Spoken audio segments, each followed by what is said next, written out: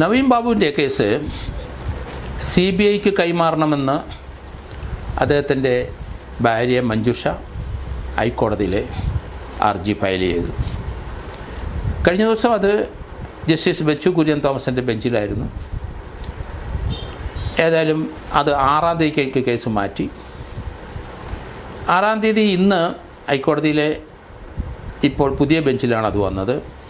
Justice കൗസർ ഇടപ്പഴകത്തിൻ്റെ ബെഞ്ചിലാണ്. അദ്ദേഹം ഇന്ന് ഹൈക്കോടതിയിലെ CBIയുടെ അന്വേഷണം ആവശ്യമുണ്ടോ, CBIക്ക് അതിന് തയ്യാറാണോ എന്നുള്ള ചോദ്യത്തിന് CBI അതിന് തയ്യാറാണ്, അവർക്ക് തടസ്സമില്ല എന്ന് ഹൈക്കോടതി പറഞ്ഞിരിക്കുന്നു. ഇതിനെ സംബന്ധിക്കുന്ന കേസ് ഡയറി ഹാജരാക്കാൻ അവിടുത്തെ SHOയോട് പറഞ്ഞ് അദ്ദേഹം ഹാജരാക്കിയിട്ടുണ്ട് എന്നും കരുതുന്നു. അടുത്ത 12-ാം തീയതിക്ക് മാറ്റി. അന്ന് വിശദമായ വാദം പറയേണ്ടി വരും. എന്തിനാണ് ഇത് CBIക്ക് കൊടുക്കുന്നത് ആവശ്യം? ഇത് ഒരു സൂയിസൈഡായ ഒരു കേസല്ലേ?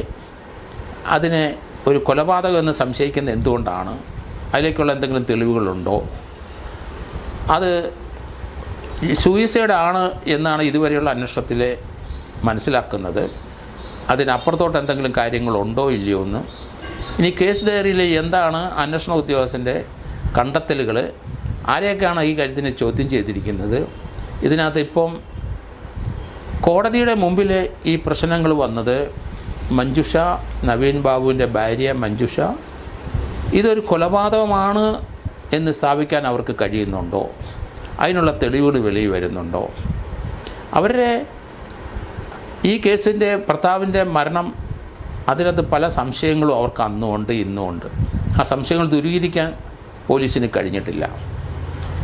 അതിനകത്ത് ദിവ്യ എന്ന ജില്ലാ നേതാവ്, CPMൻ്റെ നേതാവ്, അവരുടെ പ്രവൃത്തി, അവരുടെ പ്രസംഗത്തിലുള്ള ഇദ്ദേഹത്തിനെ മോശപ്പെടുത്തിയുള്ള സംസാരങ്ങൾ, അദ്ദേഹം കൈക്കൂലിക്കാരനാണെന്നുള്ള ഒരു പ്രസംഗം, ഇതെല്ലാം പറഞ്ഞ് അദ്ദേഹത്തിനെ മാനസികമായി തളർത്തി. അതിൻ്റെ അടിസ്ഥാനത്തിലാണ് അദ്ദേഹം ആത്മഹത്യ ചെയ്തത് എന്നാണ് ലോക്കൽ പോലീസിൽ പറയുന്നത്. പക്ഷേ അതിന് വ്യത്യസ്തമായ തെളിവുകൾ, ചില സംശയങ്ങൾ ഇന്നും നിലനിൽക്കുന്നു. കാരണം അദ്ദേഹം ഈ കേസുമായിട്ട് ബന്ധപ്പെട്ട് അദ്ദേഹം അവിടുന്ന് ട്രാൻസ്ഫർ ആയപ്പോൾ സെൻറ്റ് ഓഫ് നടക്കുന്ന സന്ദർഭത്തിൽ ക്ഷണിക്കപ്പെടാതെ വന്നു കയറിയ ജില്ലാ പഞ്ചായത്ത് പ്രസിഡൻറ്റ് ദിവ്യയുടെ വാക്കുകൾ അദ്ദേഹത്തിനെ മാനസികമായി തളർത്തി എന്നുള്ള രീതിയിലാണ് പോലീസിൻ്റെ നിലപാട്. അങ്ങനെയാണ് ആത്മഹത്യ ചെയ്തതെന്നാണ്.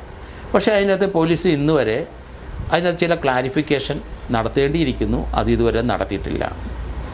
ഇദ്ദേഹം ട്രെയിനിന് പോകേണ്ട ആൾ ആ റെയിൽവേ സ്റ്റേഷൻ പരിസരത്തൂടെ CCTV അദ്ദേഹം വെപ്രാളപ്പെട്ട് മാനസികമായി തകർന്ന് നടക്കുന്നതായ രീതിയിൽ അവിടുത്തെ CCTV ദൃശ്യത്തിലുണ്ട് എന്നൊക്കെ പറയുന്നെങ്കിലും അതിനുള്ള തെളിവുകളൊന്നും ഇതുവരെ പുറത്തേക്ക് വന്നില്ല. എന്തുകൊണ്ടാണ് ട്രെയിനിൽ അദ്ദേഹം ടിക്കറ്റ് റിസർവ് ചെയ്ത് ഭാര്യയും മക്കളുടെ അടുത്തും റെയിൽവേ സ്റ്റേഷനിൽ നിന്ന് വെയിറ്റ് ചെയ്യണം, ഞാൻ വരികയാണ് എന്ന് പറഞ്ഞ 6 മണിക്ക് ശേഷം എന്ത് മാറ്റം ഉണ്ടായി? അതിനുശേഷം ആരെങ്കിലും അദ്ദേഹത്തിനെ പീഡിപ്പിച്ചോ, അദ്ദേഹത്തിനെ ഭീഷണിപ്പെടുത്തിയോ? അതാണ് പോലീസ് ഇതുവരെ അന്വേഷിക്കാതെ പോയ കാര്യങ്ങൾ. പക്ഷേ ഈ പോസ്റ്റ്മോർട്ടം റിപ്പോർട്ടിനകത്ത് ഒരു സൂയിസൈഡിൻ്റെ സിംറ്റംസ് ഉണ്ടോ ഇല്ലയോ എന്നുള്ളതാണ് പ്രസക്തമായ ഒരു ചോദ്യം. കാരണം ഒരു സൂയിസൈഡ് സാധാരണഗതിയിൽ നമ്മളൊക്കെ കണ്ടിരിക്കുന്നത് വായിക്കൂടെ സലൈവ ഒഴുകും. മിക്കവാറും അത് 99% സൂയിസൈഡിന് സലൈവ ഒഴുകുന്നതായിട്ടാണ് കാണുന്നത്. വളരെ റെയറായിട്ട് മാത്രമേ സലൈവ ഒഴുകാതെ കണ്ടിട്ടുള്ളൂ. പോസ്റ്റ്മോർട്ടത്തിൽ എന്താണ് പറഞ്ഞിരിക്കുന്നത്? അതേ സമയത്ത് അദ്ദേഹത്തിൻ്റെ ഈ സൂയിസൈഡ് സമയത്ത് പലർക്കും മലം പോകും, അതുപോലെ ചിലർക്ക് സെമൻ പോകും. അദ്ദേഹത്തിൻ്റെ കാതിലും മൂക്കിലും വായിലും ഒക്കെ സഫോക്കേഷൻ കൊണ്ട് വെയിൻ പൊട്ടി അവിടെ ബ്ലഡ് ക്ലോട്ടിങ് ഉണ്ടാവും, അല്ലെങ്കിൽ ബ്ലഡ് ഉണ്ടാകും.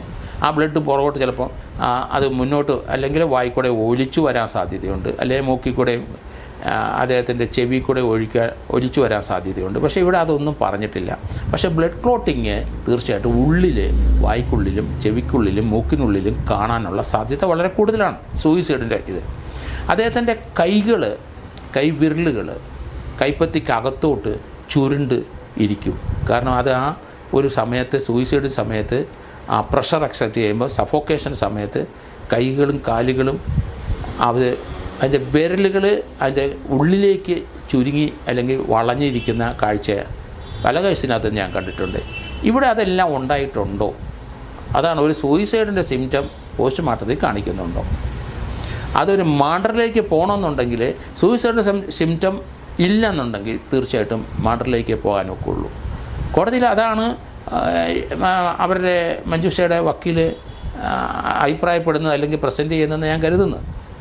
എന്തുകൊണ്ടാണ് ഇത് ഒരു സൂയിസൈഡ് അല്ല എന്ന് പറയുന്നത്? വളരെയധികം പ്ലസ് പോയിൻ്റ് ആ കാര്യത്തിൽ മഞ്ജുഷയുടെയും അവരുടെ വീട്ടുകാർക്കും ഉണ്ട്. കാരണം അദ്ദേഹം ഈ പ്രസംഗത്തിന് ശേഷവും അദ്ദേഹം 8-10 മണിക്കൂർ അല്ലെങ്കിൽ ആ റെയിൽവേ സ്റ്റേഷനിൽ പോകുന്നതിന് മുമ്പ് 5-8 മണിക്കൂർ അദ്ദേഹം സ്വതന്ത്രമായിട്ടുണ്ട്, ആരുടെയും കസ്റ്റഡിയിലല്ല.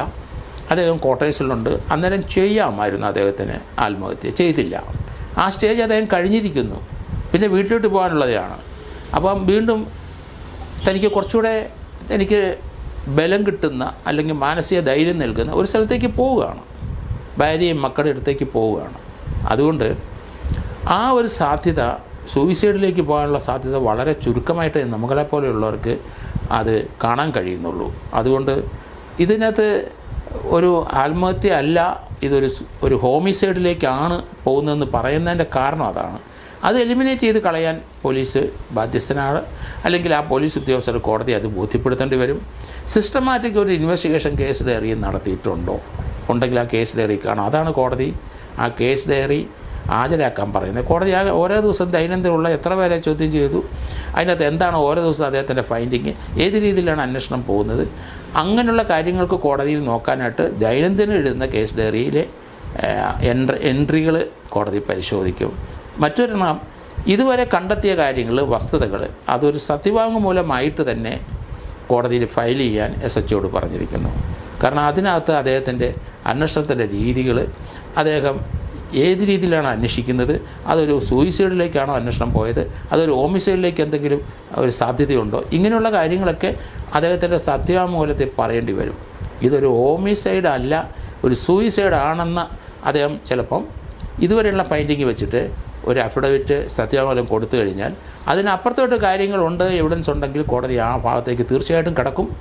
അങ്ങനെയെങ്കിൽ അതൊരു വേറൊരു അന്വേഷണ ഏജൻസിയെ ഈ കേസിൻ്റെ ഫർദറായിട്ടുള്ള ഇൻവെസ്റ്റിഗേഷൻ ഏൽപ്പിക്കണം എന്ന് പറയുകയും ചെയ്യും. പക്ഷേ ഇവിടെ ഇതിപ്പം മഞ്ജുഷയും അവരുടെ വീട്ടുകാരും CBI കൊണ്ട് മാത്രം അന്വേഷിക്കണം എന്ന് പറയുമ്പം അതിനുള്ള വസ്തുതകൾ, അതിനുള്ള സ്ട്രോങ് ആയ സംശയങ്ങൾ ഉണ്ടോ?